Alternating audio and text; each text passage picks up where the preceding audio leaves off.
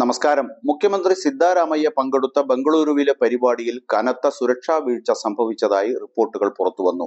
24-കാരനായ യുവാവ് പെട്ടെന്ന് വേദിയിലേക്ക് കുതിച്ചു കയറിയാണ് അപകടകരമായ സാഹചര്യം സൃഷ്ടിച്ചത്. മുഖ്യമന്ത്രിയുടെ അടുത്ത് യുവാവ് എത്തുന്നതിന് മുമ്പ് തന്നെ സുരക്ഷാ ഉദ്യോഗസ്ഥർ യുവാവിനെ പിടികൂടി. ഇന്റർനാഷണൽ ഡേ ഓഫ് ഡെമോക്രസി പരിപാടിക്കിടെയാണ് സംഭവം. കനക്പുരയിലെ തൽഗത്പുരയിൽ നിന്നുള്ള മഹാദേവ എന്ന വ്യക്തി സിദ്ധാരാമയ്യയുടെ കടുത്ത അനുയായിയാണെന്നാണ് റിപ്പോർട്ട്. സ്റ്റേജിൽ കയറുമ്പോൾ കയ്യിലുണ്ടായിരുന്ന ഷാൾ മുഖ്യമന്ത്രിക്ക് സമ്മാനിക്കാനായിരുന്നു യുവാവ് ഉദ്ദേശിച്ചത്. പോലീസ് മഹാദേവയെ കസ്റ്റഡിയിലെടുത്ത് തെളിവുകൾ പരിശോധിച്ചു വരികയാണ്. മഹാദേവയുടെ ഉദ്ദേശങ്ങളെക്കുറിച്ച് കൂടുതൽ മനസ്സിലാക്കാനും സുരക്ഷാ ഭീഷണികളില്ലെന്ന് ഉറപ്പാക്കാനും പോലീസ് നിലവിൽ അദ്ദേഹത്തിന്റെ പശ്ചാത്തലം പരിശോധിച്ചു വരികയാണ്. കർണാടകയിൽ ജനാധിപത്യവും മതേതരത്വവും വളർത്തിയെടുക്കാനുള്ള തന്റെ സർക്കാരിന്റെ പ്രതിജ്ഞാബദ്ധത ഊന്നിപ്പറഞ്ഞ് സിദ്ധാരാമയ്യ നേരത്തെ സമ്മേളനത്തെ അഭിസംബോധന ചെയ്തു. എന്നാൽ ഈ മൂല്യങ്ങൾക്ക് ഭീഷണി നിലനിൽക്കുന്നു. നമ്മൾ ഒരുമിച്ച് ജാഗ്രത പാലിക്കണം, ഒറ്റക്കെട്ടായി നിൽക്കണം. എല്ലാ സമുദായങ്ങളുടെയും സമാധാനപരമായ പൂന്തോട്ടമായി കർണാടകയെ പരിപോഷിപ്പിക്കുന്നത് തുടരണം എന്നൊക്കെ അദ്ദേഹം പറഞ്ഞു.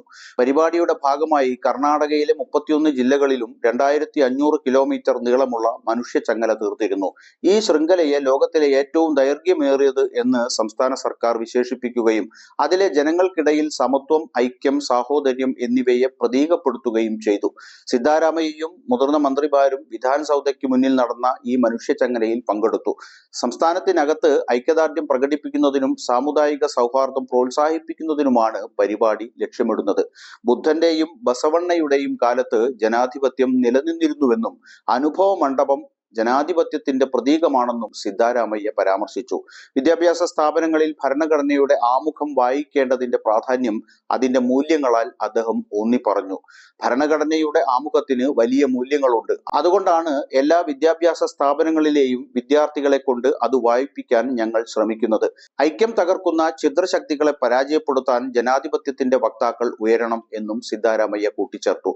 ദേശീയ സംസ്ഥാന ഗാനങ്ങളിൽ വിഭാവനം ചെയ്തതുപോലെ കർണാടകയിലും ഇന്ത്യയിലും സമാധാനം സ്ഥാപിക്കാൻ മുഖ്യമന്ത്രി ആഹ്വാനം ചെയ്തു. അസമത്വം തുടച്ചു നീക്കാതെ സ്വാതന്ത്ര്യത്തിന് ഒരു വിലയുമില്ലെന്ന് അദ്ദേഹം ചൂണ്ടിക്കാട്ടി. എല്ലാ ജാതികൾക്കും സമുദായങ്ങൾക്കും സാമ്പത്തിക വിഭാഗങ്ങൾക്കും ഇടയിൽ തുല്യത കൈവരിക്കാൻ ലക്ഷ്യമിട്ടുള്ള നയങ്ങൾ അദ്ദേഹത്തിന്റെ സർക്കാർ രൂപീകരിച്ചിട്ടുണ്ട് എന്നും കൂട്ടിച്ചേർത്തു. നമ്മുടെ നാട്ടിൽ സമാധാനം സ്ഥാപിക്കാനും ദേശീയ സംസ്ഥാന ഗാനത്തിൽ രാജ്യത്തിനും കർണാടകത്തിനും വിഭാവനം ചെയ്തതുപോലെയാകാനും ശ്രമിക്കണം. സമൂഹത്തിലെ അസമത്വം തുടച്ചു നീക്കിയില്ലെങ്കിൽ രാജ്യത്തെ സ്വാതന്ത്ര്യത്തിന് വിലയില്ല. നമ്മുടെ സർക്കാർ നയങ്ങൾ രൂപീകരിച്ചിട്ടുണ്ട്. എല്ലാ ജാതികൾക്കും സമുദായങ്ങൾക്കും ദരിദ്രർക്കും സമ്പന്നർക്കും ഇടയിൽ തുല്യത കൈവരിക്കുക എന്നും അദ്ദേഹം പറഞ്ഞു. സ്നേഹത്തിന്റെയും സൗഹാർദ്ദത്തിന്റെയും സഹവർത്തിത്വത്തിന്റെയും മൂല്യങ്ങൾ ഉയർത്താൻ സംഘടിപ്പിക്കപ്പെട്ട പരിപാടിക്കിടെ ഇത്തരത്തിൽ സുരക്ഷാ വീഴ്ചയുണ്ടായത് പരിപാടിയുടെ ശോഭ കെടുത്തി.